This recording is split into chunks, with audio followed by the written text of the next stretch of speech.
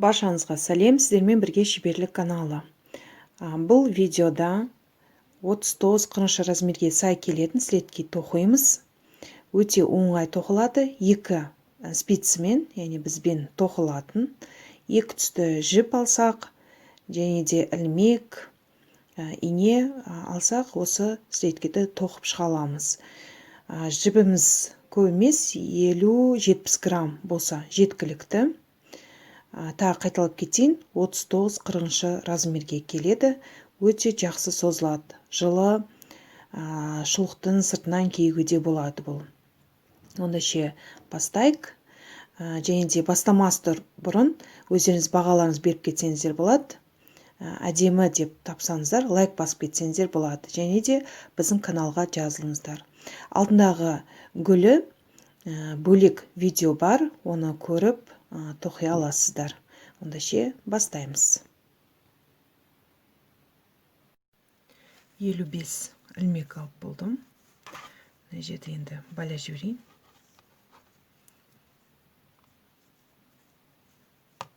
Шығып кетпеу үшін.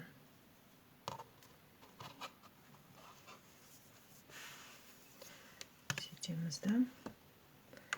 Бірінші қатарда жай тоқып шығамын. Оң қылып алып отырамыз. Екі бетінен де.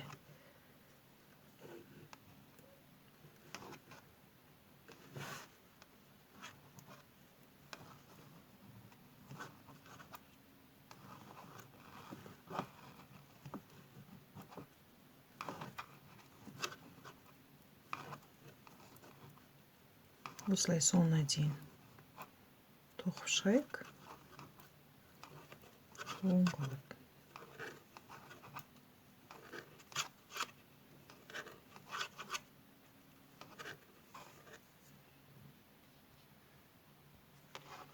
Соңғысына келген кезде теріс тоқимыз.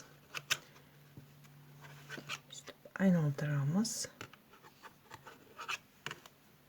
Біріншісін шешіп аламыз. Бұл жерде де оң қылып тоқимыз. Бірақ соңғы, қазір жердегі 10-шы ілмекке дейін жеткізбеу керек. Оң ілмекті қалдырамыз. Қазір көрсетейін баршаған. Міне осылай оң жаңа көрсеткеніндей бер жағынан алып отырмын ілмектің.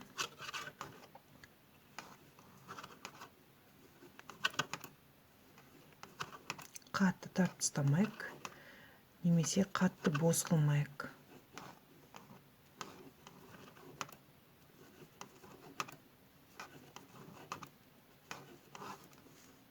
Осылай тоқимыз. Мінеке 10 ілмек қалдырдым.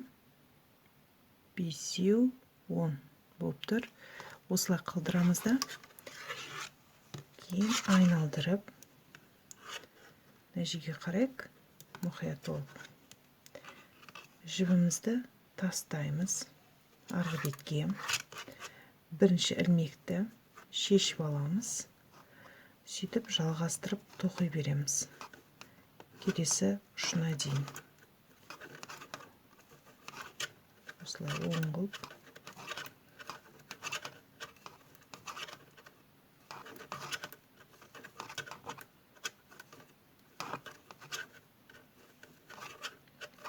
Осы тәртіп қолдана береді. Яғни әр айналым кезінде бір-бір ілмектен шешіп отырамыз жаңа қалдырған орнынан.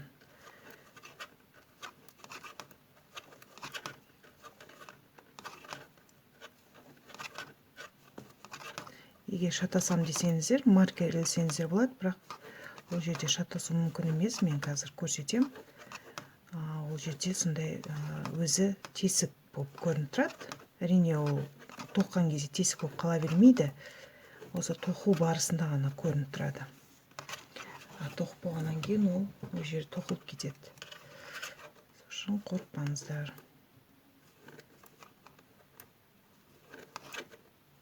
Бір ұшына келдім.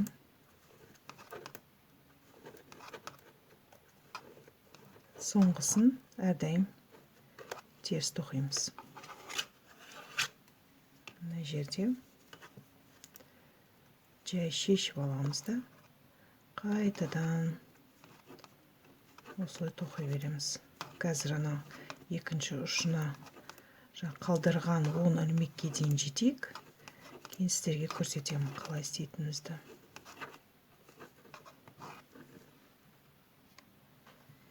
Міне мына жерде жаңағы 10 ілмекке жақындап жатырмын. Айтқан тесігім міне мына жерден көрініп тұр. Жаңа біз қайтадан артқа кеткен жер. Мынау 10 ілмек. Қазір 4-еуін тоқып жіберейін. 1 2 3 4. Енді 10 ілмектің біреуін іліп аламыз. Қалған 9-ы мінеки 5-еу 7-еу 9-ы қалды. Қалдырамыз да тоқымамызды айналдырып бірінші ілмекті іліп аламыз. Қайттан артқа қайтамыз. Мына 9 ілмектің барлығы бітпейінше өстіп қайталана береді. Мысалы, мына жерде қазір кішкене тоқып жіберейін, сізге көрсетемін. Мінекей. Қарасаңыздар, мына жағымыз үлкейіп жатыр, ана жағымыз әлі тұр.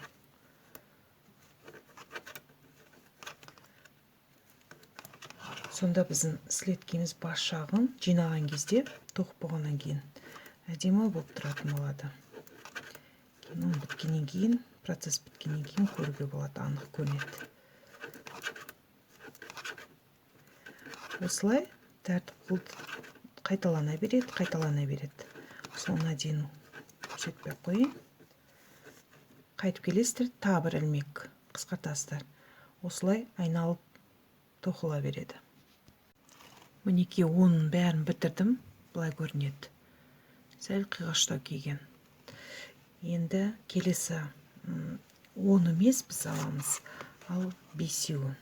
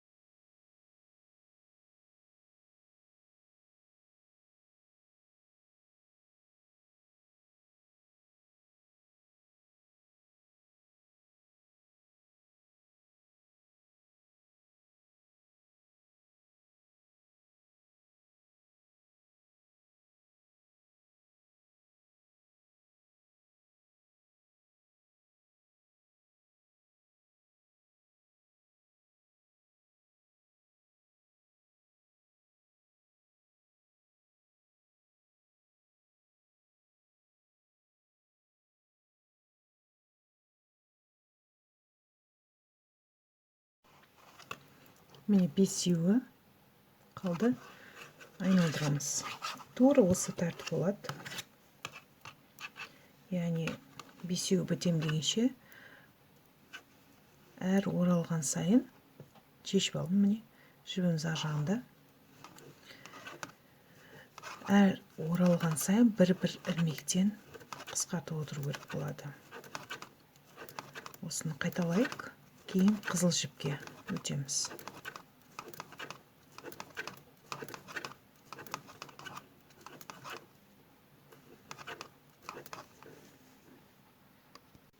Міне 5 ілмекті бітірдім. Былай көрінеді, ешқандай тесік те ештеңе жоқ. Енді басқа түске өтпес бұрын 33 ілмекті қысқартамыз. Біріншісін ілдік, екіншісін әдеттей оң қылып тоқып, арт жағын алға тастап отырамыз. Біреу,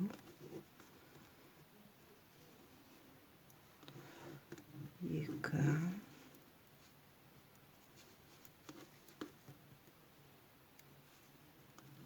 үш. Қысқартқан кезде мына жібімізді қатты тартып тастамайық. Әйтпесе мына жеріміз желіп қалады. Сол үшін ләж болса бостау қылуға, қатты боста емес, сонда орташасын өздеріңіз тексеріп отырасыздар. Мысалы, маған мынау жақсы болып тұр. Мінекей осылай. Арт жағын алып, алға тастап отырмын.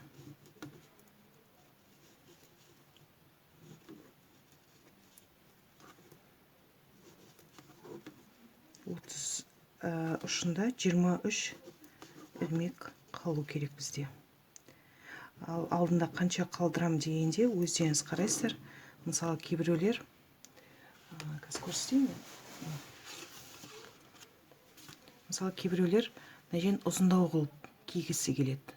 Әрине, ол кезде жібіңізге қарайсыздар, үлкендеу қалдырасыздар, немесе сантиметрмен өлшеп алуға болады. Кейбіреулер қысқалау, балетка сияқты кигісі келеді. Ол жағында қарайсыздар. Осылай 33 ілмекті қысқартып шығайық. 33 ілмек қысқарды. Мына жерден бір жайтты ұмытып кеттім, айтамын деп, қай кезде біз басқа түске өтеміз. Мысалы, 5-еуін тоқып жатамыз ғой. Соңғы біреу ғана қалған кезде соған жетпей жатып басқа түске өту керек. Яғни мына жерден қысқартасыздар, кейін басқа түске өтесіздер. Кейін бірінші ілмекті, яғни соңғы ілмекті аламыз. Түсінікті айттым деп ойлаймын. Артық жібімді қырқып тастадым. Қайықта. Міне. Негізгі түсті. Қызылды түйін қылып аламыз. Әдетте ілмекті тоққан кезде сөйтіп істейміз ғой. Сол секілді аламыз да түйін қылып мынадан шығара саламыз.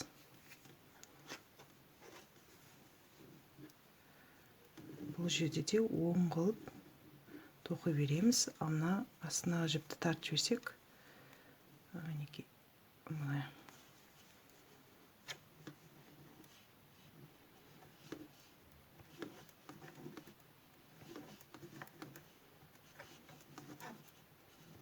осылай тоқып, қызыл түсте 5 ілмектен қалдырып отырмыз бас жағында.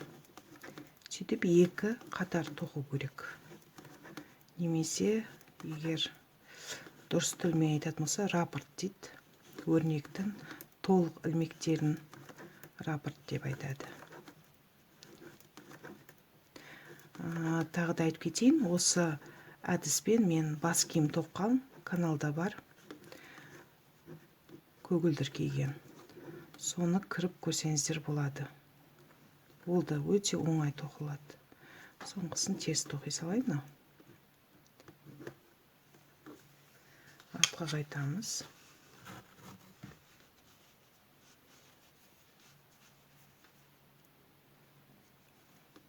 Бірінші ілмекті шешіп алдым.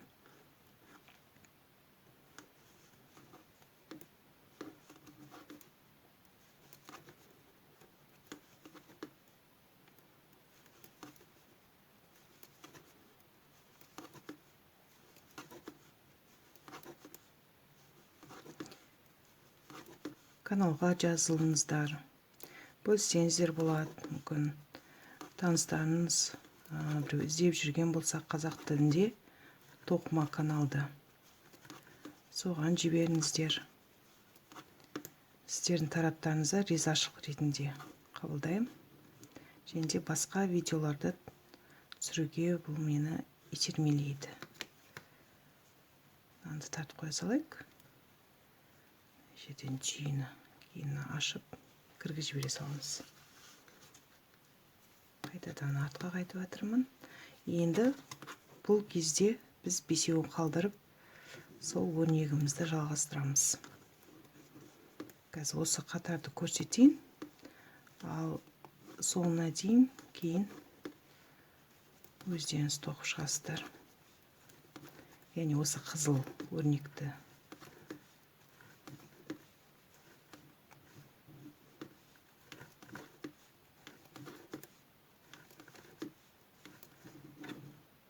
Бесеу, енді 2 ілмек қалды.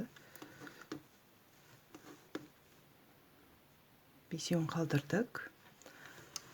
Тура сол әдіспен 5 ілмегіміз таусылам дегенше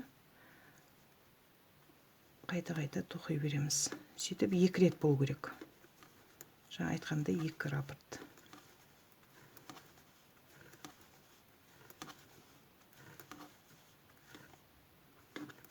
Егер түсінбесеңіздер, комментарияға жазыңыздар. Қолымнан келгенше түсіндіруге тырысамын. Егер осы жері тоқу түсініксіз болса, бас жағына айналдырып көрсеңіздер болады. Мына 5 ілмек біткеннен кейін тағы 5 ілмек қалдырып, тағы бір қатар тоқимыз, раппорт тоқимыз, кейін мына түске өтеміз. Міне 2 раппорт тоқылды. Жерден енді басқа өз негізгі түсіне өтеміз. Қайтадан мына жерден енді біз оң қылып алмаймыз, теріс мына бетінен. Неліктен? Егер біз теріс алатын болсақ, мына жерде мынандай сызық болып қалады. Бізге ол керек емес, а бізде мынандай болып әдемі болып тұрған жақсы. Оны тоқып болғаннан кейін байқадым. Сол үшін менің қателігімді қайталамаңыздар.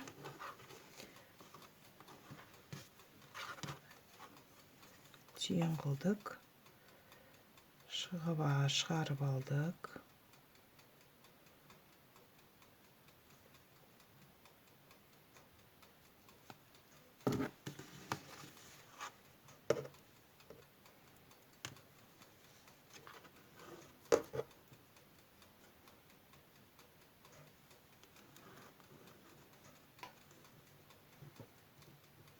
Қаласаңыздар мына жерде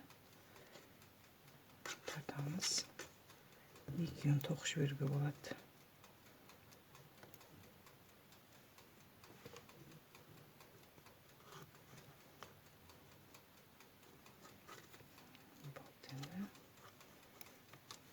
Қызылды тартып қойайық.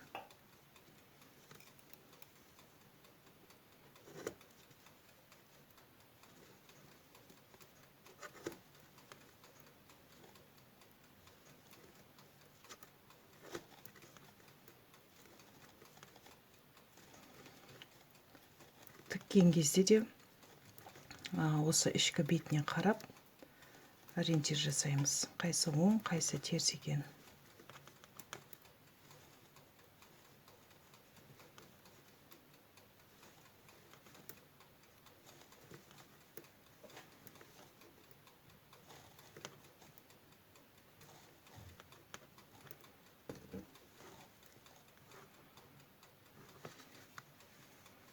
Кесімді беті әдемі тұрады. Енді біз 33 ілмек алу керек. 1, 2, яғни мына жақты толтыру керек, мына жақтағыдай. 2, 3, 4, 5, 6, 7, 8, 33'ін алып болғаннан кейін тоқуға кірісеміз. Бірінші ілмектен бастап тоқимыз, өйткені бұл жерде шешіліп кетуі мүмкін. Жетемізді арғы беттен алып тоқып отырамыз.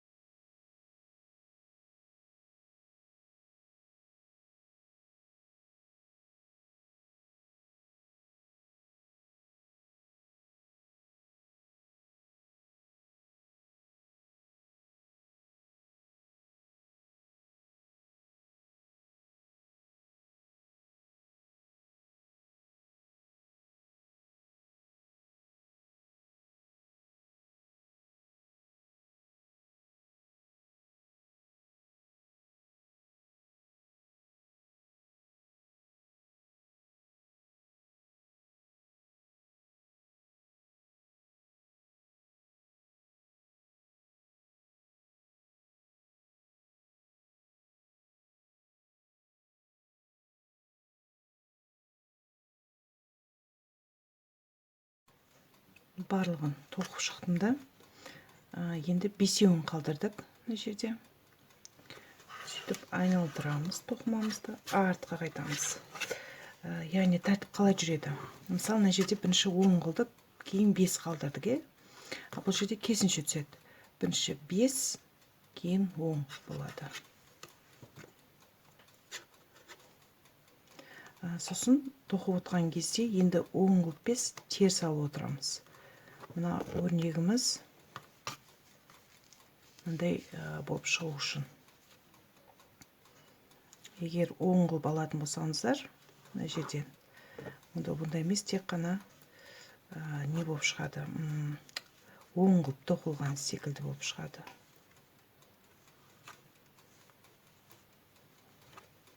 Осылай барып қайтып, әр келген сайын бір ілмектен қысқартамыз. Ол біткеннен кейін 10 ілмектен қалдырып, қайтадан солай істейміз. Сөйтіп, біздің тапочкамыз тоқылған бітеді. Сіздер солай тоқып шығыңыздар. Тағы қайталап кетейін. Егер түсініксіздеу болса, видеоның бас жағына өтіп, қайтадан мына жерін қалай тоқылғанын көрсеңіздер болады. Міне 5 ілмек мына жерде қалдырдым басында, одан кейін 10 ілмек қалдырдым. Тура мына бетіндегідей. Соңғысына дейін тоқып болғаннан кейін ілмектерімізді жабамыз. Артқы ілмекті алға тастаймыз. Жаңа көрсеткендей, тура мына жердегі әдісті соны қайталап жатырмын.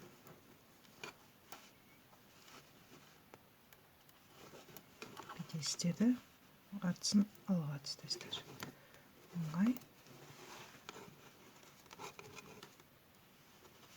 Соңына дейін осылай істеп шығу керек.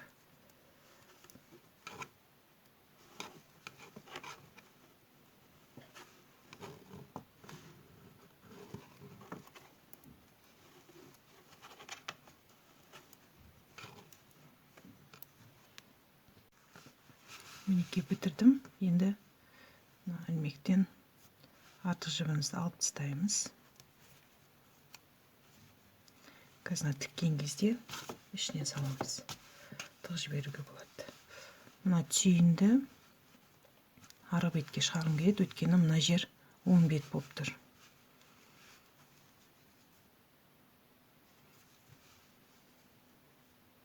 Қазір былай артқа тартып жіберуге болады, тығып.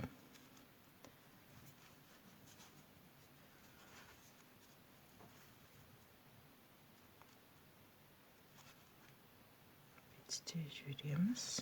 Мінекей арт жақта болады. 10 бет, сол бет қалай анықтайтынымыз? Ол біздің мінекей мына жерден көруге болады. Өрнектеріміз. Мына жерде біткен кезде мінекей. Бұл сол бет. Теріс айналдырып, енді тіккен кезде мына жерден бастау керек. Сол кезде біз мына жерде шатастырып алмаймыз. Мына жақты. Біз ине жіпі өткізіп алайын.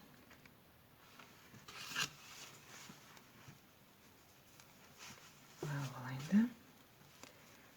Ұшынан бастаймыз. Мынандай спицалар сатып алған кезде ішінде инелер болады, соны сақтап қойсаңыздар болады. Көзі үлкендеу. Немесе арнайы инелерді сатылады. Пластмасса келген, көздері үлкендеу келген. Жіптеріңіз ұзын болса, қалың болса. Мен былай өткізе салдым, сөгіп кетпеу үшін. Сөйтеміз да, енді мына жібімізді кішкене қысқа жіберуге болады. Жіпті ұзындығын алып тастай салайын да. Сөйтіп, мына жіп, бәрін арасына қазір кіргізіп отырамын. Тігіс кәдімгідей болады. Қалай сіздерге ыңғайлы, солай тіксеңіздер болады. Қалай әдемі тіге алатын болсаңыздар, және тігі жағында мен онша емеспін. Бірден айтып қойайын. Астындағысын да алып отырайын мен.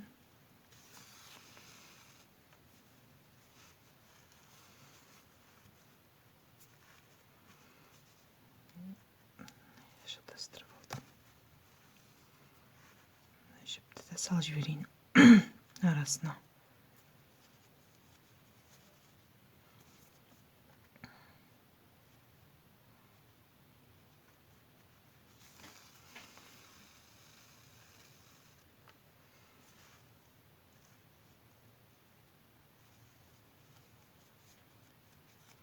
Қарап отырайық, мына жерде шатастырып, немесе біреу ұзын, біреу қысқа болып қалмау үшін. Бұл жіпте мен жиде тоққамын. Кофточка дейді ғой, кішкентай қызға. Бір жарым жасар қызға арналған. Сол үшін өткізіп алмау үшін қоңырауды бассаңыздар болады, біздің каналға жазылып, сол кезде көре аласыздар. Сол жидеден осы бір тапочка, үлкен адамға бір тапочка тоқуға болады. Следочки десе болады. Осылай тігіп шығайық. Ұшына киген кезде қалай жинастыратынын көрсетемін. Табан жағына өттім. Мына жерде міне былай болады. Табан тіккен кезде сіздер көп алмаңыздар жіпті, яғни мына жақтан алып жүрмеңіздер. Бұл жерде жеткілікті, кішкене мына ұшынан алуға. Мінекей. Егер де көп алып қойсаңыздар, кейін табанға батуы мүмкін. Не дегенмен бұл тоқыма жіп қой. Сондықтан міне ұшынан ғана алып отырмын.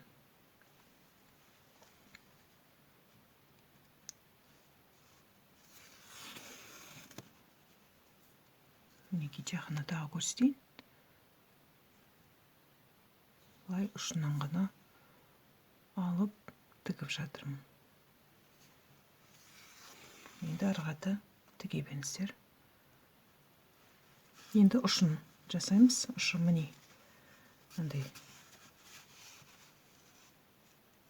кішкене ғана қалды. Енді мына жібімізді алып, мына жерден бүйтіп барлығын өткізіп шығу керек.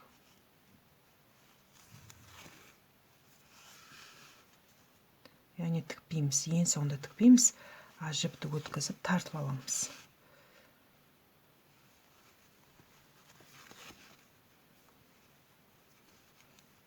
Қатты үлкен болмағаннан кейін аса көп тартудың қажеті жоқ. Тіге салайын мына жерде. Қатты дөңкиіп кетпесін, кейін аяққа бататындай болып, қатты түйін болмасын. Бірақ шешіліп кететіндей болмасын. Ақырындап жабамыз.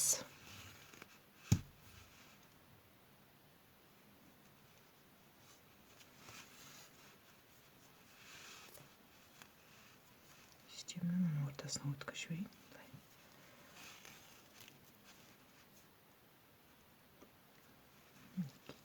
Болды. И кішкене мына жіптерден өткізіп жіберейін.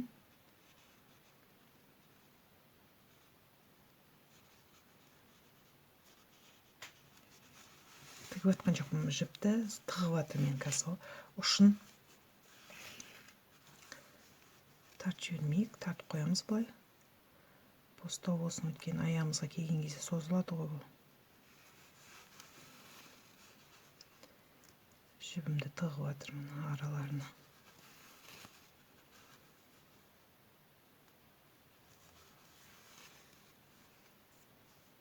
Тағы бір-екі.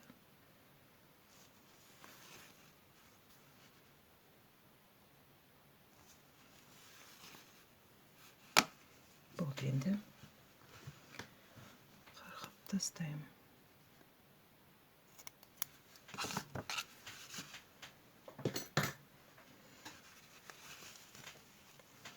Ішке кіргізе салыңыз мыналар.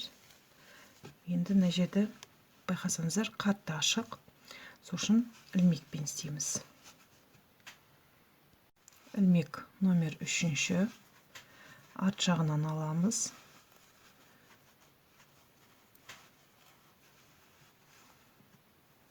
Сөйтеміз мындай түйін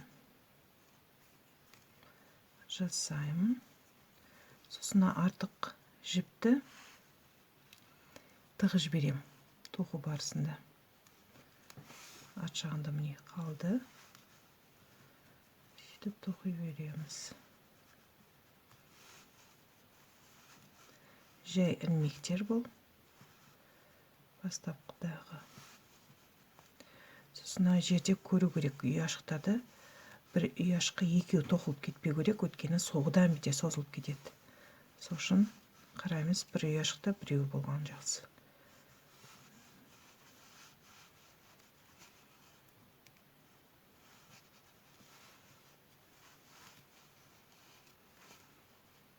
Бұлай қиын емес. Тез тоқып тастауға болады. Егер сіз тоқып жүрген болсаңыздар, сізге мұнда бұл түкте тұрмайды, бір күн ішінде тоқып шыға аласыздар деп ойлаймын.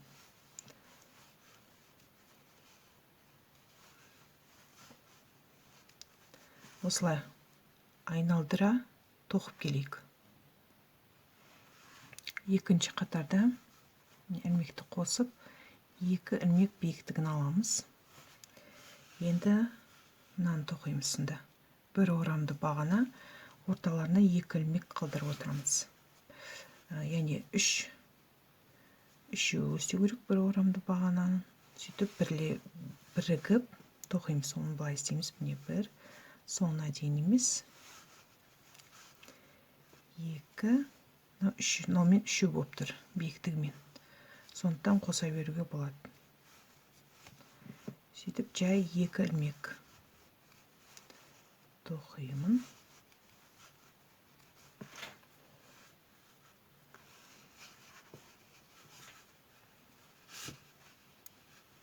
Орадым жібімді.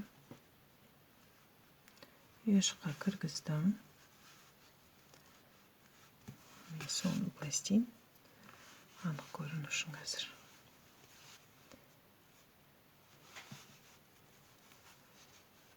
Екіншісі. Енді үшіншісі. Кейін бірлесіп тоқимыз. Сонда біздің ұшымыз сәл тартылатын болады. Бір ілмек. Келесі ілмек. Қайталаймыз. Орап алдық.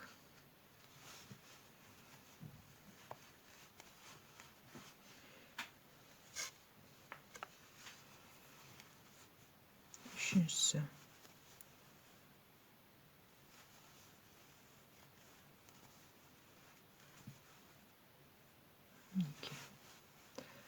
Осылай айналдырып тоқимыз.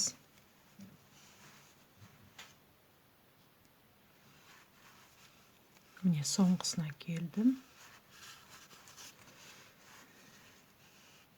Бұлай ілеміз мына жерде. Бірінші тоққан ілмегімізге. Сөйтемізді артығын қырқып тастаймын.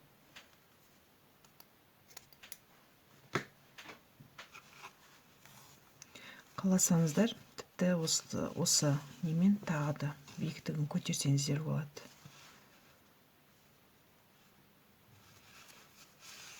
Мен осылай қалдыра беремін.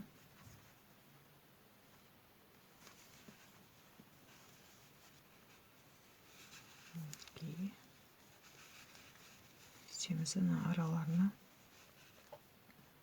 тағамыз. Қазір түйін қыл жібере салайын да жерді.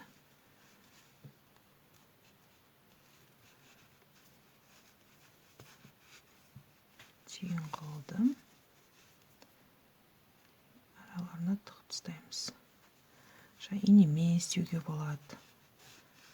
Әдемі ғып жапқыңыз тығып тастағыңыз келсе, инегені ұшын кіргізіп сөйтіп істеуге де болады. қазір басқа ілмекті алайын. Кішірек ілмектен тез. Так, ілмектің номері 2.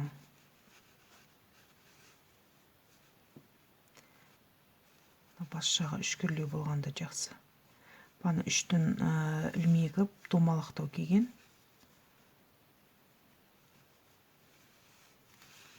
Осылай тыға берек.